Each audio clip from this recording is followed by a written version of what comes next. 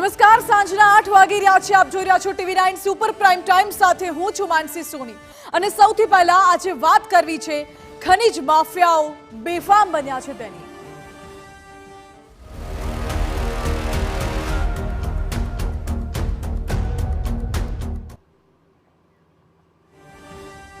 ગુજરાતમાં ખનીજ માફિયાઓ બેફામ થઈ ગયા હોવાની બોલતા પુરાવા સામે આવ્યા છે.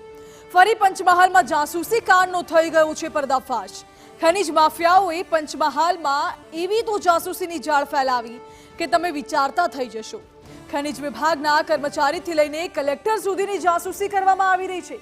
TV9 પાસે આ જાસૂસી કાંડના મહત્વના ઓડિયો ક્લિપ્સ આવ્યા છે, જે સાંભળીને તમે પણ વિચારમાં પડી જશો. જુઓ આ રિપોર્ટ.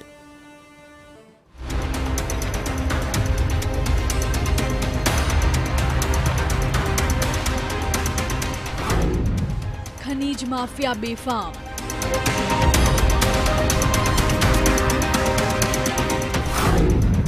પંચમહાલમાં ફરી જાસૂસીનો ખેલ.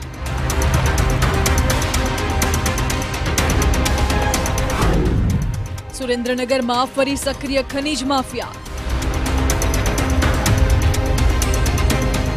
ગુજરાતમાં ખનીજ માફિયાઓએ તમામ હદ વટાવી દીધી છે.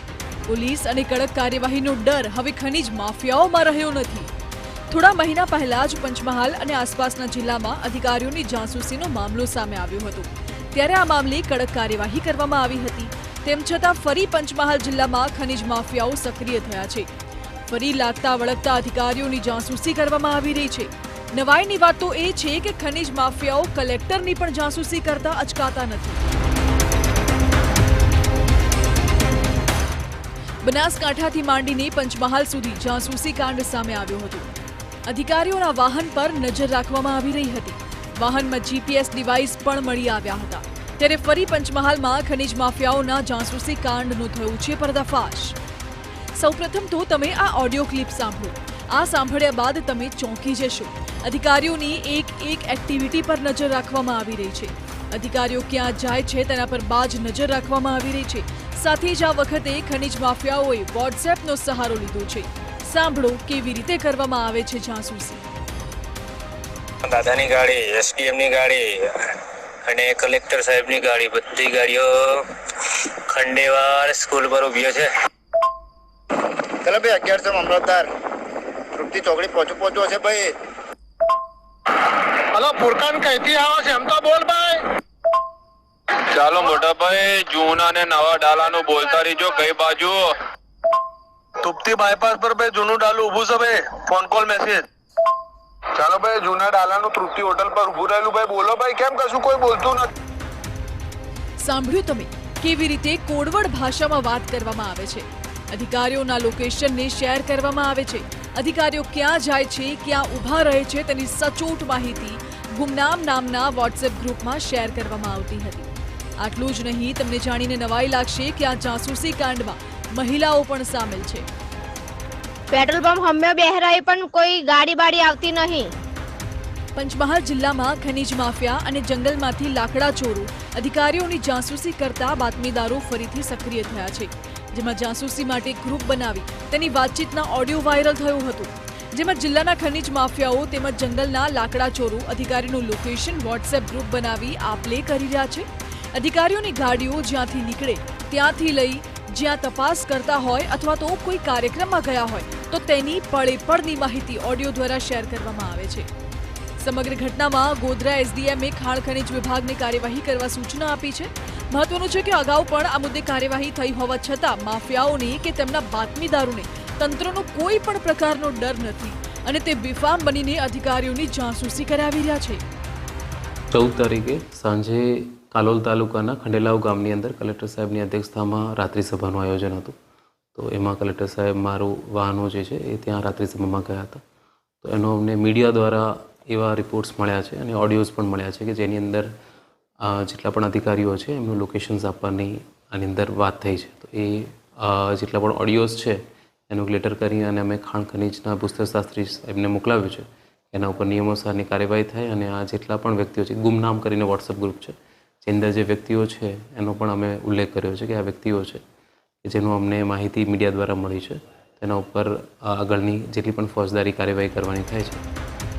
હવે જરા સમજો કે કેવી રીતે અધિકારીઓની જાસૂસી કરવામાં આવે છે. તો અધિકારીઓની જાસૂસી માટે અલગ અલગ ગ્રુપ બનાવવામાં આવે છે. ગેરકાયદેસર પ્રવૃત્તિ કરનારા લોકો આ ગ્રુપમાં સામેલ થાય છે. ચોક્કસ સ્થળો પર કેટલાક શખ્સોને ઊભા રાખવામાં આવે છે. માફિયાઓના જાસૂસ અધિકારીની તમામ પ્રવૃત્તિ પર રાખે છે નજર. ગુપ્ત ભાષામાં ગ્રુપમાં માહિતી આપવામાં આવે છે.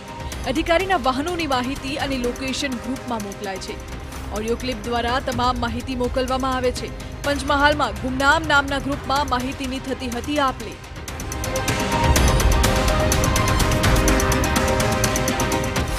હકીકતમાં ખાણ ખનિજ વિભાગ દ્વારા ખનિજ માફિયાઓ વિરુદ્ધ તપાસનો ધમધમાટ બોલાવાયો છે. આવા માફિયાઓ વિરુદ્ધ તંત્રએ લાલ આંખ કરી છે અને એટલે જ તેમની કાર્યવાહીથી બચવા ખનિજ માફિયાઓ આ રીતે અધિકારીઓની જ જાસૂસી કરાવી રહ્યા છે. ન માત્ર પંચમહાલ પરંતુ સુરેન્દ્રનગરમાં પણ જાણે ખનિજ માફિયાઓ બેફામ બન્યા હોય તેમ સુરેન્દ્રનગરમાં પણ અવારનવાર ખનિજ ચોરીના કિસ્સા સામે આવતા રહે છે. હવે આ દ્રશ્યો પર જરા નજર કરો. દ્રશ્યોમાં સ્પષ્ટ દેખાઈ રહ્યું છે કે ખનિજ માફિયાઓ દ્વારા અહીં ખનિજ ચોરી કરવામાં આવી છે. સરકારી જમીનોમાં ખોદકામ કરી ખનિજ ચોરી થતી જ હતી, પરંતુ હવે તો ગ્રામ્ય વિસ્તારમાં આવેલા તળાવને પણ નથી છોડવામાં આવતા. સુરેન્દ્રનગર જિલ્લાના મૂળી તાલુકાના સરા ગામમાં આવેલું તળાવ અને કુંતલપુર સહિતના ગામોના તળાવમાં ગેરકાયદે ખોદકામ કરીને ખનિજ ચોરી કરવામાં આવી રહી છે. મળતી માહિતી પ્રમાણે મોટા પ્રમાણમાં અહીં ખનિજ ચોરી થઈ રહી હતી, તેમ છતાં કોઈ કાર્યવાહી કરવામાં નથી આવી. આ મામલે અનેક સવાલો પણ ઉઠી રહ્યા છે. ખરેખર તળાવની અંદરથી ખનિજ માફિયાઓ ખનિજ ચોરી કરી ગયા છે. આ જ જગ્યાએ જો ખેડૂત પોતાના ખેતરમાં લઈ જાય છે માટી, તો ખેડૂત પર ગુનો દાખલ કરવામાં આવે છે. ખેડૂતને ઘણી બધી મંજૂરીઓ માંગવી પડે છે, પણ જ્યાં ખનિજ માફિયાઓ ખનિજ ચોરી કરે છે તો કોઈ મંજૂરી માંગવામાં આવતી નથી. બે રોકટોક અધિકારીઓની રહેમ નજર નીચે સુરેન્દ્રનગર જિલ્લાના તળાવો ખોદાઈ રહ્યા છે. ખરેખર તંત્રમાં જો પ્રમાણિકતા હોય, અધિકારીઓમાં પ્રમાણિકતા હોય અને આ તળાવો અને ડેમ બચાવવા ઈચ્છતા હોય તો તાત્કાલિક સર્વે કરવામાં આવે કે કેટલા તળાવોમાંથી ખનિજ ચોરી થઈ છે અને કોણ ખનિજ ચોર હતા જે કરોડો રૂપિયાની રાષ્ટ્રની સંપત્તિ લૂંટીને જતા રહ્યા છે. આ સૌથી મોટી વાત. તો બીજી તરફ સુરેન્દ્રનગરમાં ખનિજ માફિયાઓ પર કાબૂ કરવા માટે એક્શનમાં આવી ગયું છે તંત્ર. જિલ્લા વહીવટી તંત્રએ મોટી કાર્યવાહી હાથ ધરી છે. 2 કરોડનો મુદ્દામાલ જપ્ત કર્યો છે. સાથે જ 2 હિટાચી મશીન, 10 ડમ્પર સહિત 3 ટ્રેક્ટર જપ્ત કરવામાં આવ્યા છે. પણ મહત્વનો મુદ્દો તો એ છે કે તંત્રની વારંવારની કાર્યવાહી છતાં ખનિજ ચોરો અટકી નથી રહ્યા. ખનિજ ચોરી કરવા માટે ખનિજ માફિયાઓ રોજ નવા પેંતરા અજમાવી રહ્યા છે. ત્યારે આ અંગે જો એક સાથે કોઈ સઘન કાર્યવાહી કરવામાં નહીં આવે તો ખનિજ ચોરી પર કાબૂ મેળવી નહીં શકાય. Bureau report, TV9.